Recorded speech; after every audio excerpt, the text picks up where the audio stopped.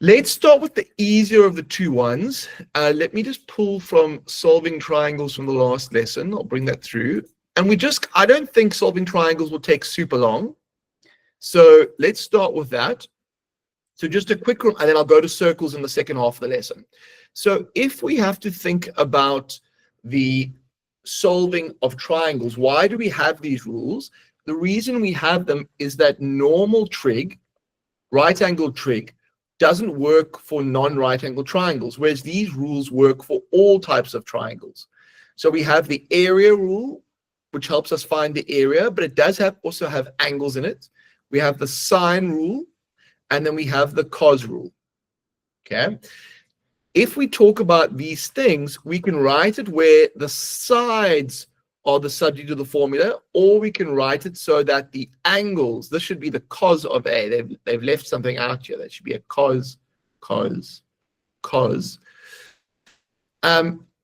so it's important that and if we're looking at the cos rule is used when we are given three sides and you have to calculate an angle, or if you're given two sides and the included angle. Otherwise, you generally use the sine rule. So I think most of you are familiar with this, but are there any questions? Otherwise, give me a thumbs up and we'll move on to some exam questions.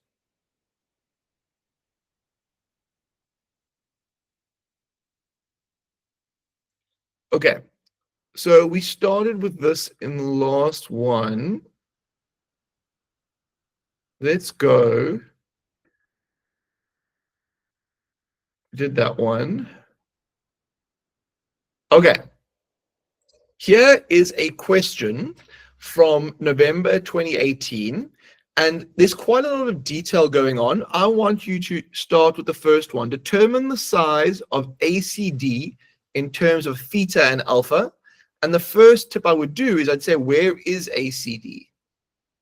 Well, there's A, C, and D.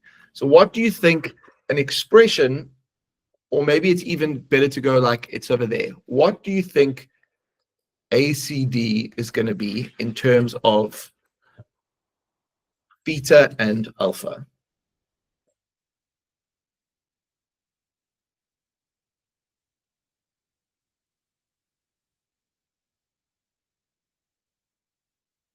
Who has some ideas? And let me welcome everyone.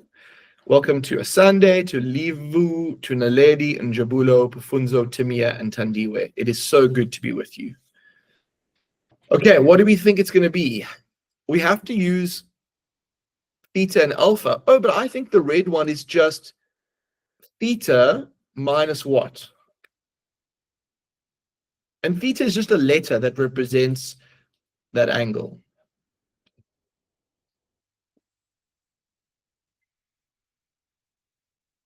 Who has an answer for me for that red dot? What is that red dot ACD going to be? Pop your answer in the chat.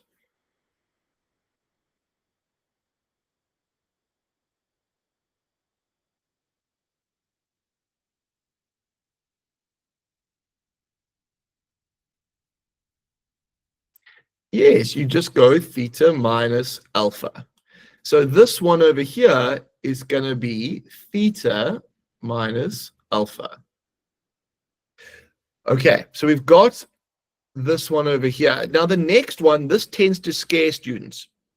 Now what I want to say is, even if you couldn't do AD, all right, you could still get 5 marks for these next two. Now, what I'm going to do is I'm going to do what I would advise most students to do, is just get the marks for 6.3 and 6.4 and then go back.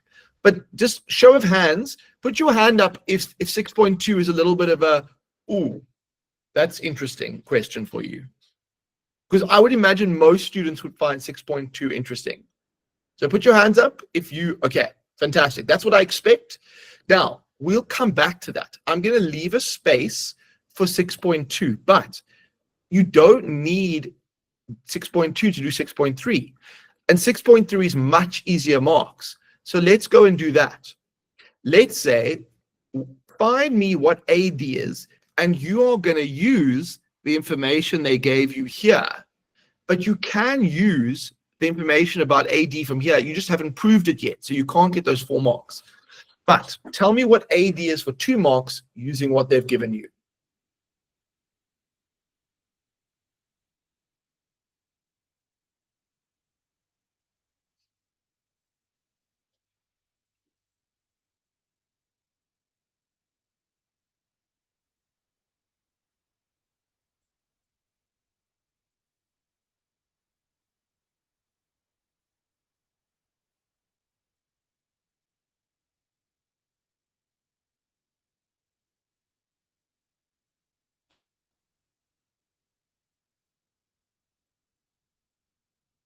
Mm-hmm.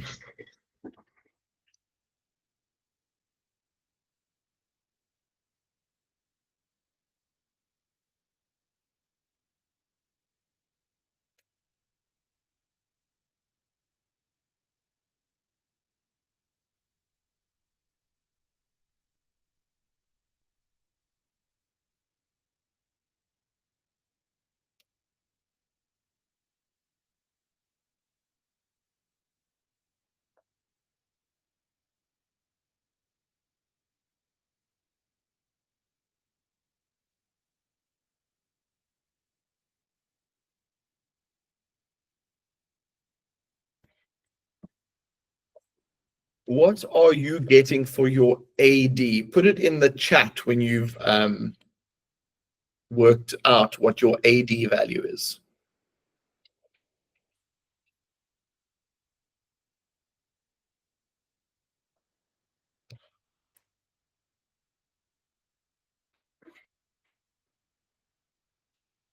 Thank you, Asande. Who else has an answer for me? So the good news is they gave you the formula for AD. They also gave you the values that go in the formula. So all you need to make sure is that you type it in correctly. So 58 is 23. And then I go divided by cos 23. I get 10.59 or 10.6 if you were rounding off to 1 decimal place. I think normally exams have 2, so I'll go with that. All right, so you've got 2 marks in the bag. Wasn't that fantastic? Now, I want you to find me the area of ADC. But before I do that, I'm going to write in that this bit is 10.59 because that could be maybe useful in the journey. Okay, now I need to find the area of ADC. What is ADC? ADC is actually that triangle there. What do you think I should do to work out the area of that green triangle? What tool or rule do you maybe have to help me with? What should I use? What have you got in your toolkit?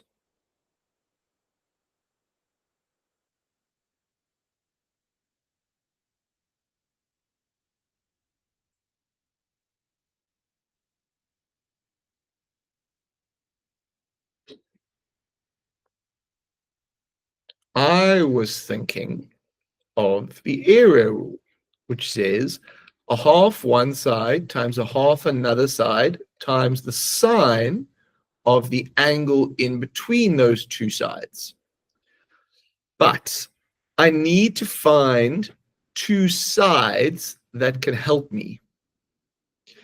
So I have some choices to make. I know that this one up here is 10.59, but I still don't have enough other information. What other information could I maybe use to help me?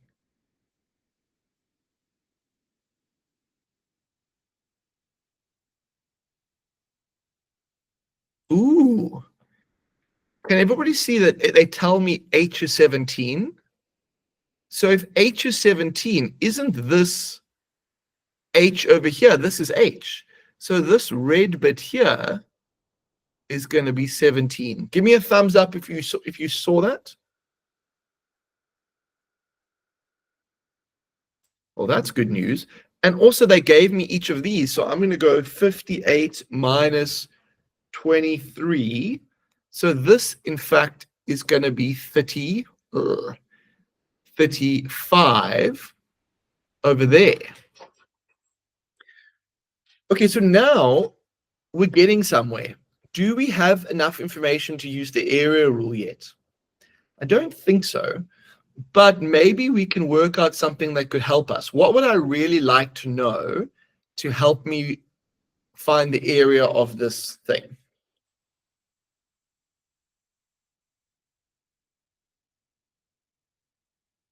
Wouldn't it be so good if I could get that angle over there?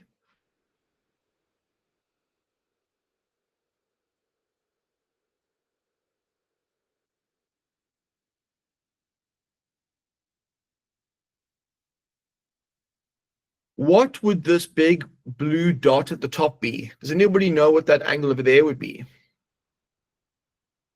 I was thinking, isn't this a right angle triangle? And we know this is 58 and that's 90. So what does that have to be? What does CAB need to be? Well, I think I can just go 180 minus 90 minus 58, and I'm going to get 32. And so this would be 32. And now I'm off to the races because I think that could be 17. This could be 10.59, and this could be 32. So please find me the area of triangle ADC.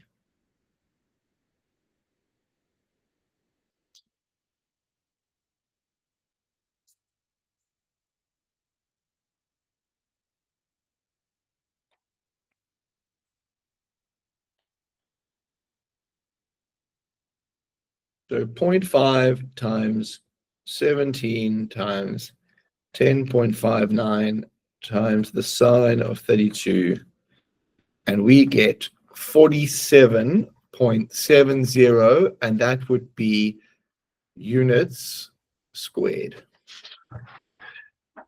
Okay, so what I pointed out here is we've got 6 out of 10 already. We've got 60%, and we haven't even touched the difficult question yet. Give me a thumbs up if you are with me, if you've understood what we're doing so far. Okay. Now, obviously, when you're under pressure in an exam, it does feel different. But remember the structure. If you see a scary question here, remember that often you can get the second part's marks and just leave a space. Now, when you know you've already got 60%, it's nice and calm, and you can start to work with proving what AD is. Okay, so let's prove what AD is. Earlier in the question, we showed that this was theta minus alpha. Sorry, theta minus alpha. This is good news because inside of here is a theta minus alpha. Okay, now we also have an H here, and we have a cos of alpha, which is down here. Now, often if these, and we have an AD. Now, where is AD? AD is up here. Okay, in order to prove this, we're going to have to build some sort of formula that includes a cos of alpha and also includes a sine of theta minus alpha. We're going to have to get that from somewhere. So give me a thumbs up if you understand. I'm going to have to get those.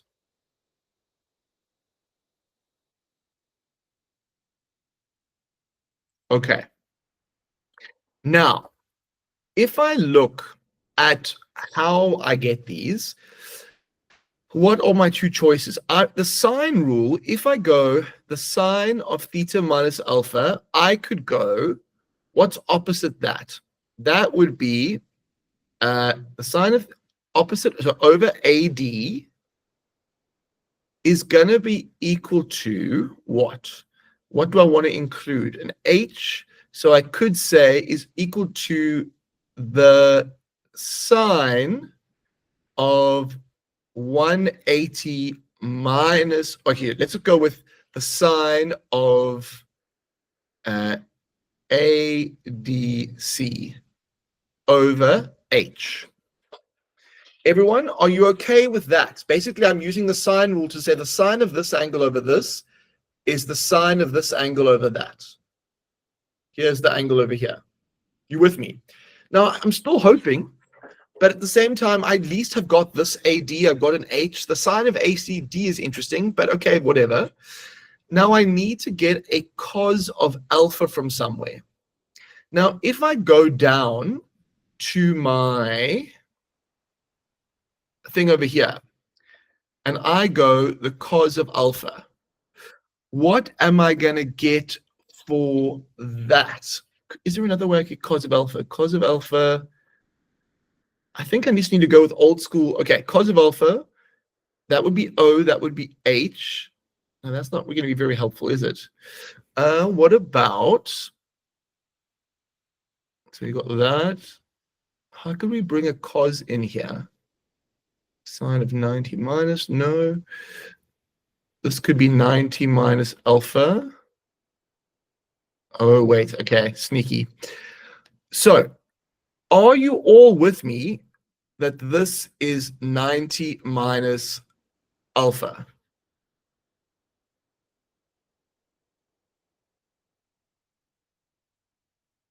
Everyone? Okay, now, if I go over here, are you happy that I'm 180 minus 90 minus alpha? I'm not sure this is the easiest way to do it, but it's just, yeah, it's the way that I'm figuring it out now. Okay, are we now happy that this is 180 plus alpha? Sorry, not 180. Lies, all lies. It's 90 plus alpha.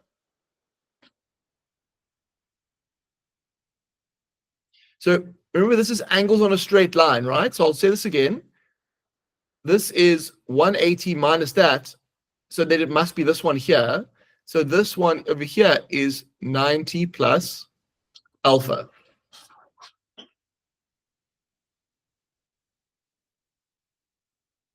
Thumbs up if you get why that's 90 plus alpha. Okay, now why is this so helpful? Well, if you look at this, isn't this the same angle that we got earlier on? So now I can say the sine of theta minus alpha over AD is the same as the sine of 90 plus alpha, sine of 90 plus alpha over H. So all I was doing is I'm saying this angle. So remember at the beginning we went the sine of this over this is the sine of this over this. But I've got an alpha involved here. Give me a thumbs up if you follow that.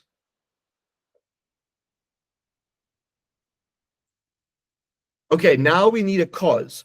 Do you know a way from trigonometry to turn a sine of 90 plus alpha into a cos? There's something called a co-ratio. Do you all remember that?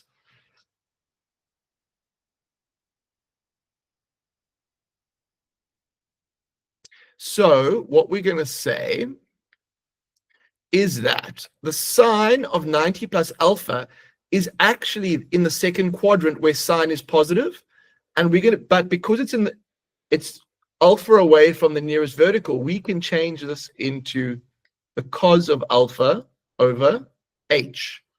So this can be directly using co-ratios changed to that, and now we're pretty much home and dry because all I need to do is move things around. So this H is going to come to this side, and then it's going to be times the sine of theta minus alpha. This is quite a tough question. And then on this side, we already had a cos. Wait, what do we want to do? We want to get H. Let me move things around. What do I want by itself? I want AD by itself. So I'm going to move this H over here to the other side, and I get H times the sine of theta minus alpha equals AD times the cos of alpha. Thumbs up if you're with me there.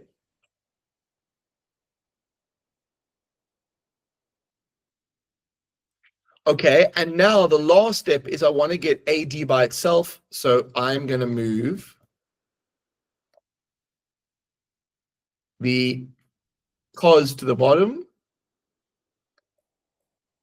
and I get that. Okay, which is what they wanted. H sine theta minus alpha over cos alpha. That's quite a tough question, but I thought I would take you through it. What were the key steps that I did? I would have got quite, I know it is a bit of a sneaky one, but look, you can rewatch it.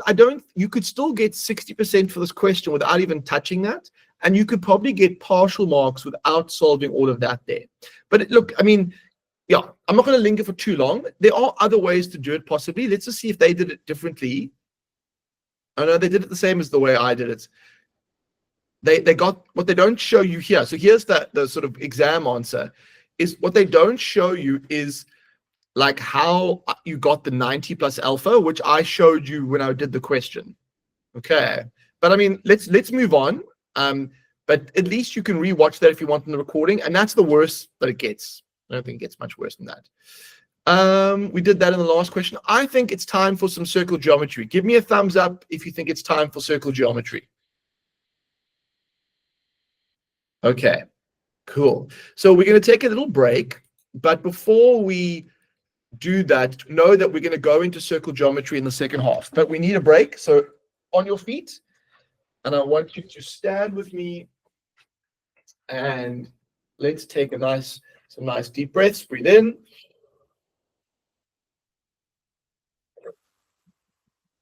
Breathe in.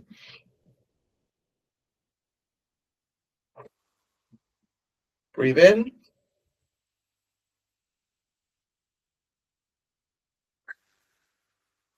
Breathe in.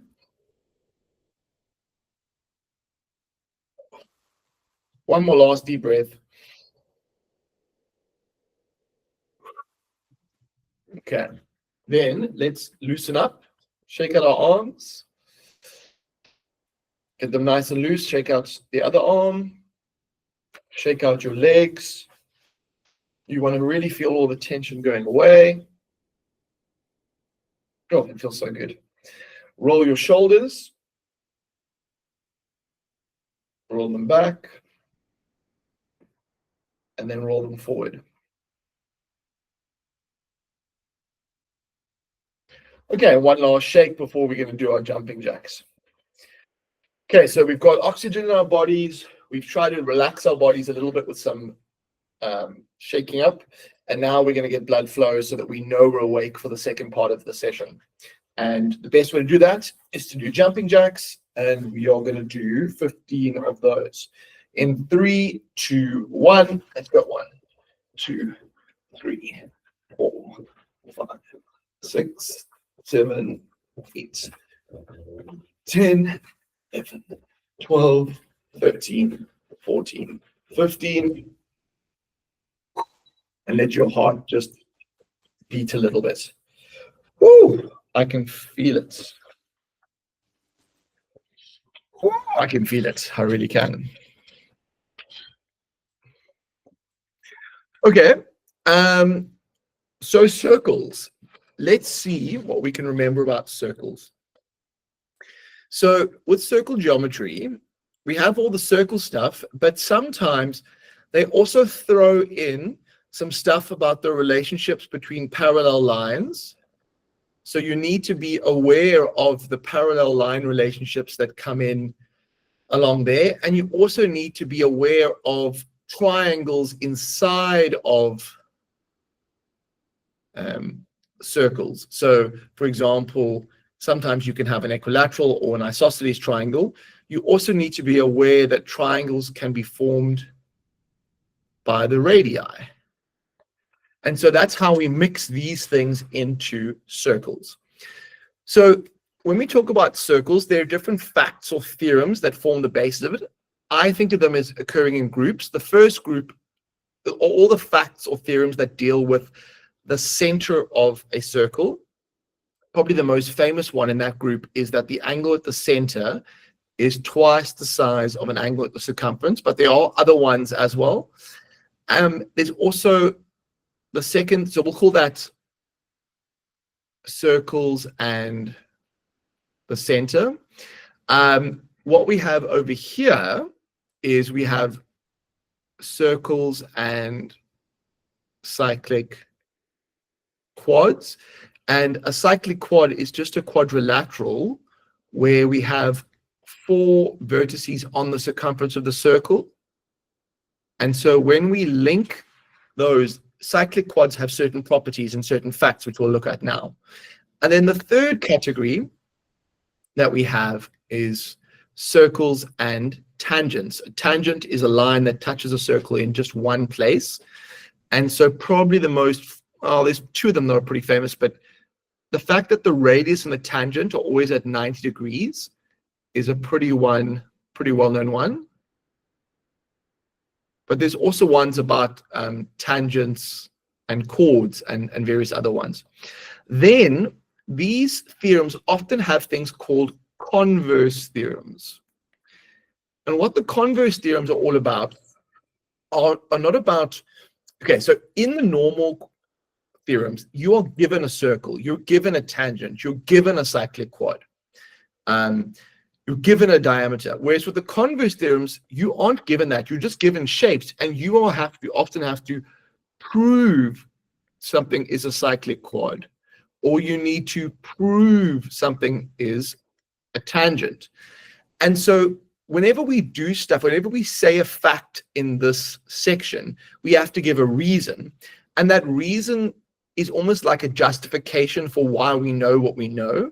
So if you are given this angle is, let's say it is 60 degrees, then I could say, let's call it A. I can say that angle A is 120 degrees, but I must give a reason. And the reason is that it's opposite angles cyclic quad. Right, so that statement supports the fact that that's 120. But if we were dealing with converse theorems, I may be given, say, a quadrilateral like this, and I may be given that this is 30 and this is 150. And we'll call this quadrilateral A, B, C, D. Well, then what will we do with this is we would say A, B, C, D is a cyclic quad, and the reason would be converse opposite angles cyclic quad equal, or opposite angles equal 180. Sorry, converse theorem, opposite angles equal 180. And then you could put cyclic quad if you wanted here, but you're proving it's a cyclic quad, so it's kind of, yeah. And so that would prove that if you've got a quadrilateral where the opposite angles are supplementary, it means that this thing is a cyclic quad. Basically, a circle can be fitted, I know it's not a very good circle, can be fitted through those. And so you're proving that this thing, a circle, can go through the 4 vertices. And it would be a similar process for the converse of the tan chord theorem and so on. Give me a thumbs up if that little review helped you remember some of the main ideas from circle geometry. Okay, and then there's one other little part of circle geometry which we call the proofs. Now the proofs, they're only ever going to ask you one theorem proof, okay, if they do, and it's probably going to be 5 or 6 marks. And so that is just learning work. Often they will rely on techniques like congruency. It's a bit thick, actually. So a lot of the way to learn them, though, is actually to learn the construction. So if you learn the constructions and then some of the techniques that are used in particular proofs, like congruency. Congruency is used a lot of the time. Then that's something that you just have to do some learning work on. Okay. So let's have a quick pop through the theorems that you need to know about. So this deals with circles in the center. So you'll see here is the angle at the center is twice the angle at the circumference. But you also have things like the line from the center to the midpoint of a chord is perpendicular. or the line from the center perpendicular to a chord cuts that chord in half. For the cyclic, this is angles in the same segment. I would say this is under the cyclic quad type of part for me. So that would be angles in the same segment, but you're using the fact that there's a cyclic quad. Angles in the semicircle, basically that the fact that a diameter subtends an angle at 90, for me that comes with the first group, so still yellow. Equal chords, equal angles, that's kind of its own thing because it hasn't got the center or a cyclic quad.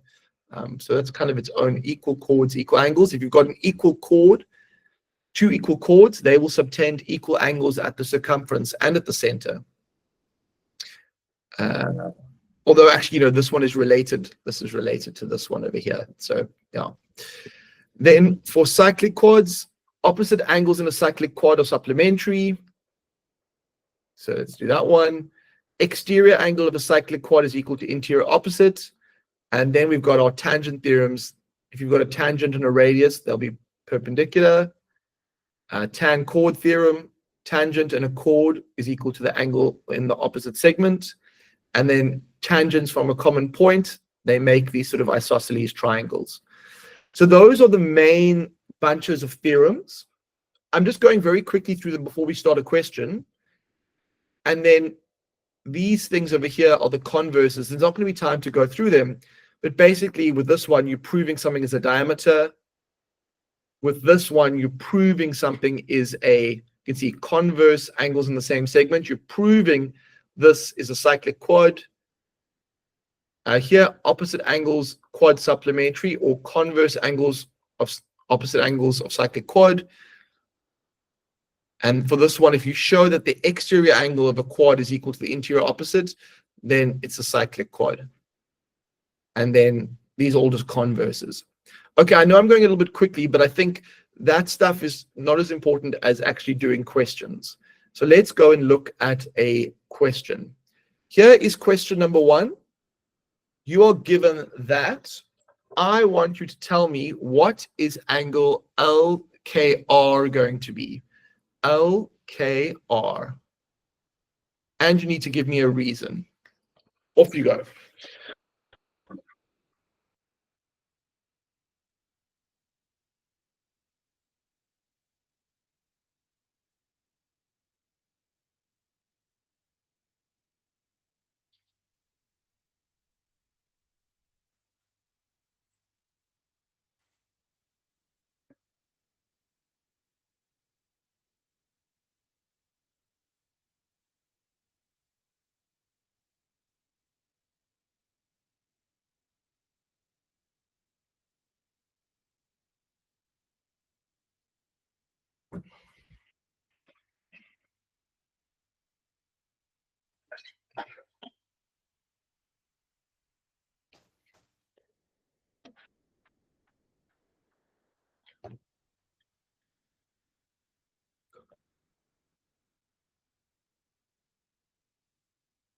Okay, we got that's 58. What have we got? Diameter. Ooh, this is a diameter. What does that mean about LKR? It has to be 90 degrees. Yeah. And that is called angle in a semicircle. So that is the reason. So that is going to be 90. Angles in a semicircle. Okay, so we've got 2 marks in the bag. Now I want you to find me angle R down here. How much is that going to be?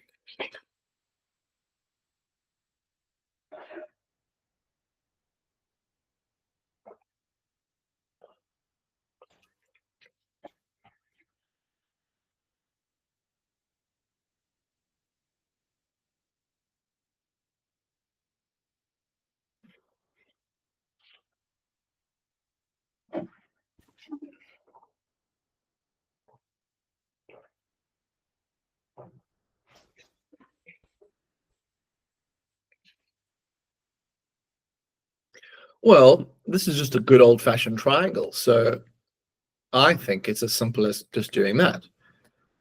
which should give me 32, but I must give a reason. So sum of angles in a triangle. So this is 32. Okay, last one. What about n? What is n going to be? N is sitting down here.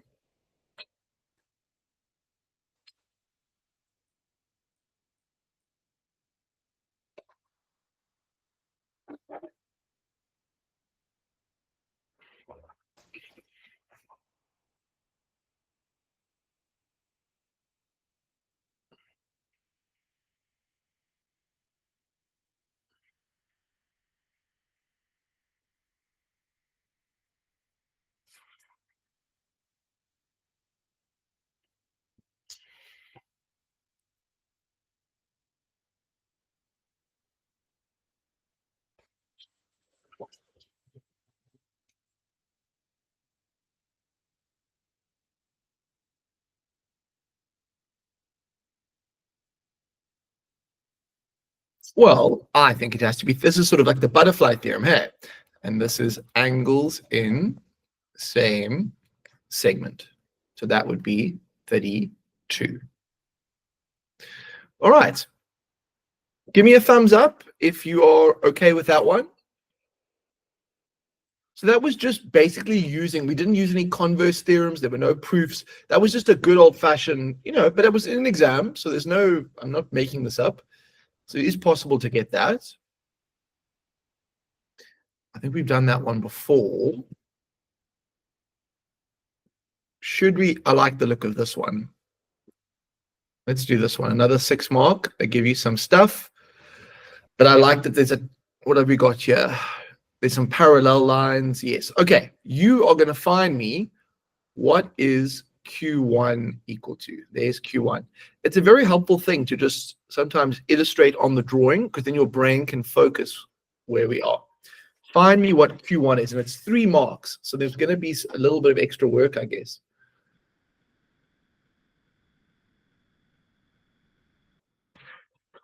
Also, take some time to explore the drawing, actually, before you even start. Oh, diameters. So this is a diameter, and so that might be helpful. That's parallel to that. And Q1 equals Q2. Oh, that's also helpful.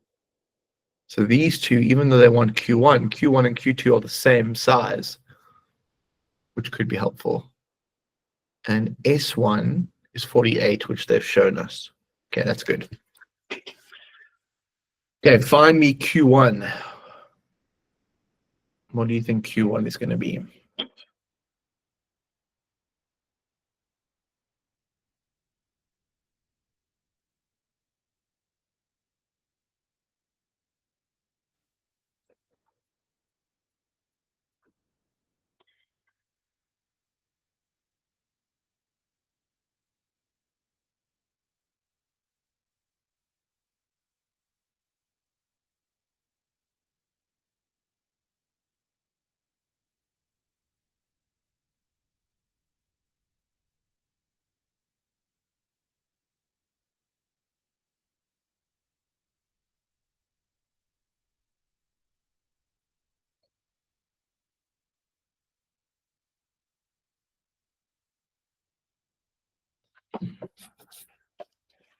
Well, if we think about the theorem that comes to mind for me, I was thinking about the exterior angle of a cyclic quad. Now, there might be another way to do this, so I'm open to suggestions, but there is my cyclic quad.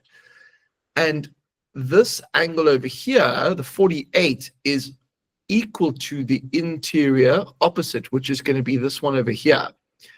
So we could say that Q1 plus Q2 is equal to 48 exterior angle cyclic quad. But that's not what they asked for. They asked for Q1. So what is Q1 going to be?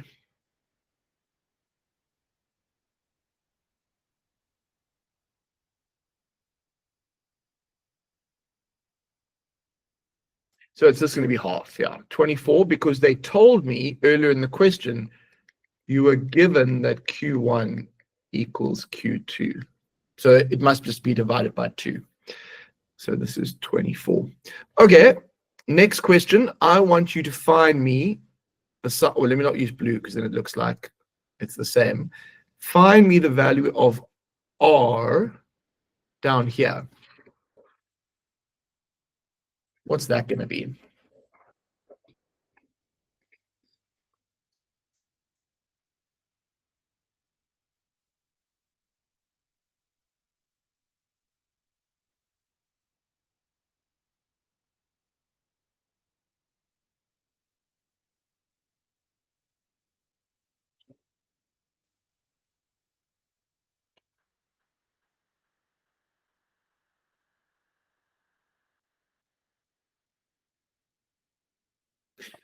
What theorem are we going to use to get this one? So I agree it's 24, and it's just going to be angles in same segment. Yeah, so this is going to be 24. And 24, 24, 24. Okay, last one for this question. M1. Where is M1? Q, R. Oh, there's M1. It's over here. How are we going to find what M1 is? Any ideas?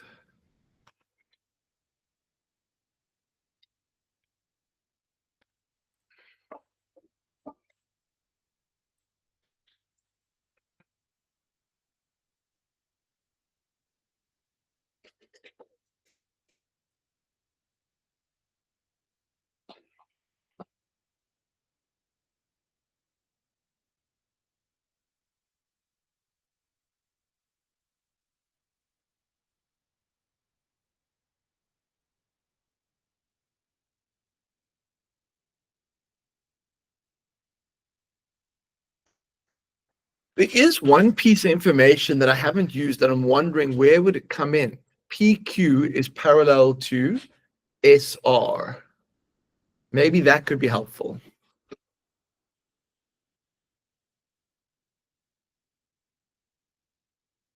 Do we have any ideas about how to solve this one?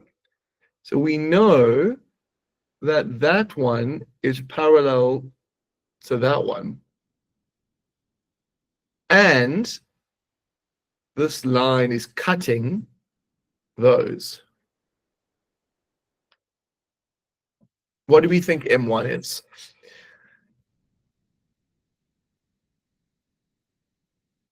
Sunday, you're on the money. It's 48 degrees. It's sometimes a bit hard to see, but basically there's an F shape there. And so we would say corresponding angles, but then we have to say QP is parallel to, or QP is parallel to RS, or we could have said it the other way around too, but yeah. So this is 48. Okay, I think that's quite hard to see, but yeah, it is possible. Give me a thumbs up if you're with me on that one. Okay, I think we got time for one more question. Let's go to, it's a bit too much there. Maybe we can do something like this. So I don't know if we'll get through all of it, but let's have a look. Okay, so it says in the diagram, AE is a diameter of the circle. So AE is, notice how I almost introduce myself to the question. It's almost like there's a lot of information here. I need to slowly know who the main characters are. So AE is the diameter with center O. ABC and EDC are straight lines. Okay, that's obvious. C is 50. C is 50. Oh, they didn't write that in, so I guess I better write that in so that I remember. Okay, so did that. If G is a tangent over here, and so certain theorems might come along with that. OB is joined. Okay, that's it. So now I've introduced myself to the question. There are definitely some cyclic-y things going on. There's a tangent over here, and then some other stuff going on there. Okay, let's start the question. Give a reason why ABE is 90. Where is ABE? ABE. Oh, okay. Why is ABE equal to 90?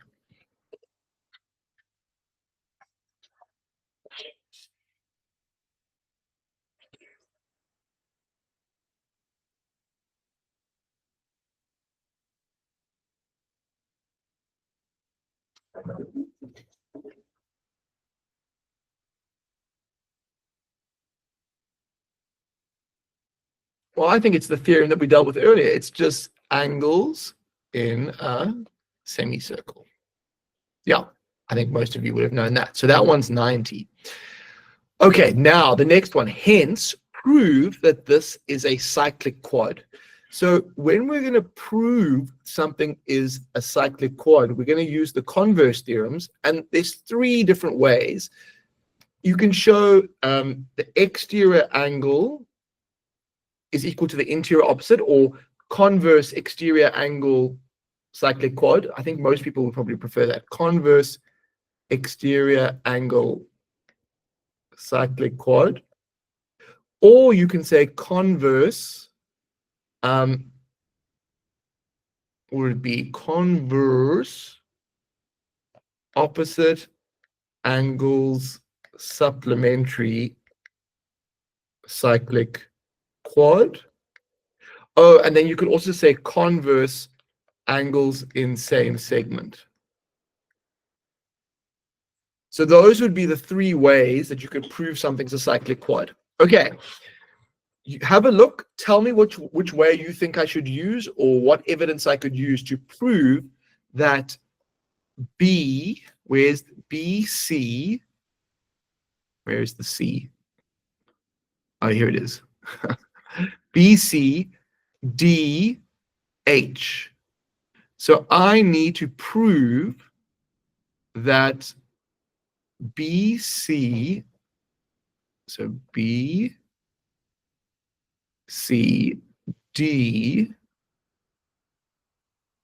H is a cyclic quad. What do you think I should do to get me going with this?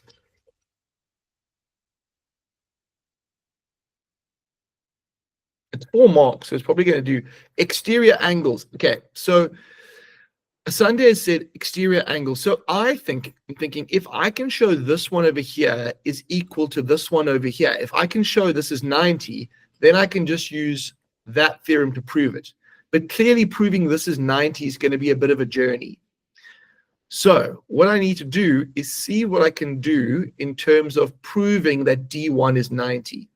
Does anybody have any ideas or things that they could help me with?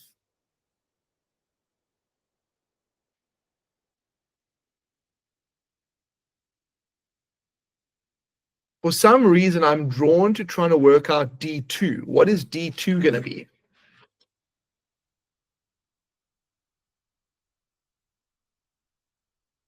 Okay, so I think D2, I see that butterfly thing. So I can basically see, well, not even butterfly, that's also a diameter. So I think that this could be 90 just because of the same reason as before, angles in semicircle. But now, if that's 90, well, then D1 has to be 90. And that's because of angles on a straight line. Give me a thumbs up if you followed my logic.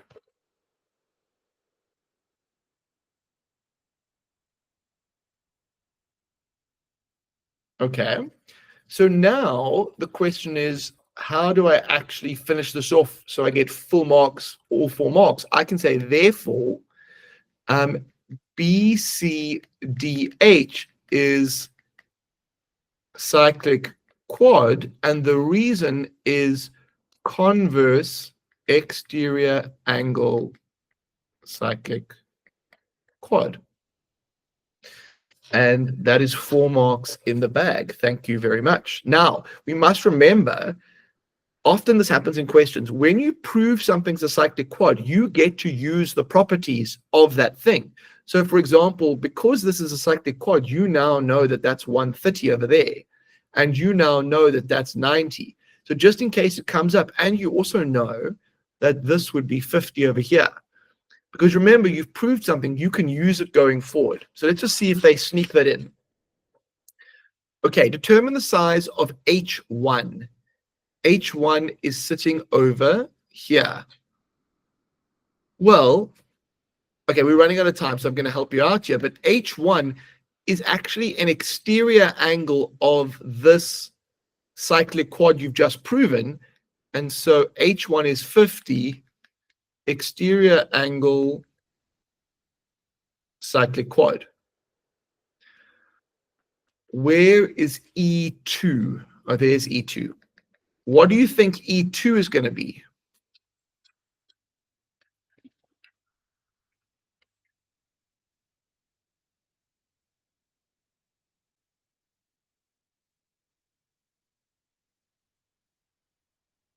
Well, actually, that's a triangle, right? So 180 minus 90 minus 50, it must be 40, and that's just, oh, sorry, everyone.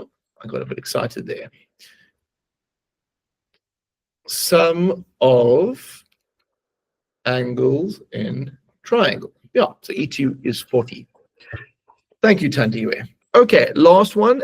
If A1 is X, so here's A1, it's X. Find E1 and O2 in terms of X. So I have to have an X in there somewhere. Okay. Does anybody have an idea of what E1 is in terms of X?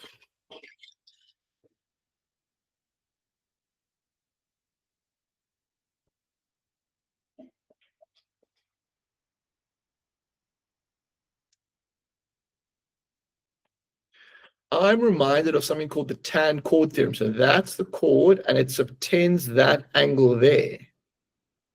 So I think that E1, and I suspect lots of you do too, is going to just be X. And the reason is tan chord theorem. So this one over here is going to be X. Now, where is O2? O2 is here. What is that going to be in terms of X? Now, remember, we've got lots of these answers. If H1 was 50, what can we do here? Have we got any other ones here? H1 is 50, that's 130. This is 90. Oh, but I have to go over it in terms of X. So O2 in terms of X. Ooh, I just remembered something. It almost caught me out. What is special about this? I don't know if you actually know if this is that helpful. But what's special about those 2 blue lines there?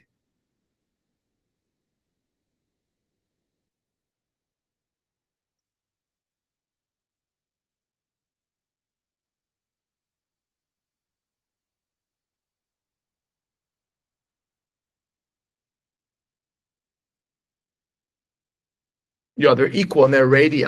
So how could we work out what O2 is? I guess if we got one of these things, oh, this is going to be, oh, but this is 90 degrees as well. So, okay, there's a whole long way we could do this, but basically what I can see is that this A2 and A3 must be 90 minus X, because this whole thing is 90. That B3 over there must also be 90 minus X because it's of the radii. Okay. And so then I think maybe I'm taking the long way to do this, but it is what it is. So let's just make sure we've got this. Thumbs up. Do you all understand why I'm saying that this green angle is 90 minus x? Because this whole thing, okay, think of it this way. There's an x there. There's a 90 here. Well, this side must be 90, right? So this thing over here must be 90, but look, I've got an x there. So what's left here must be 90 minus x. So this bit must be 90 minus x. Now, because these are radii, if that's 90 minus x, B3 must also be 90 minus x. And then O2 is just going to be 180 minus 2 times 90 minus x. So let's see what that is. And that's because of the sum of angles in a triangle. Sum of angles in triangle. So let's see. I think I took the long way. So minus, what's 2 times 90? It's just 180. And then what is minus 2 times minus x? It's plus 2x. And so O2 is just going to be 2x. There might have been an easier way to do that I missed, but whatever.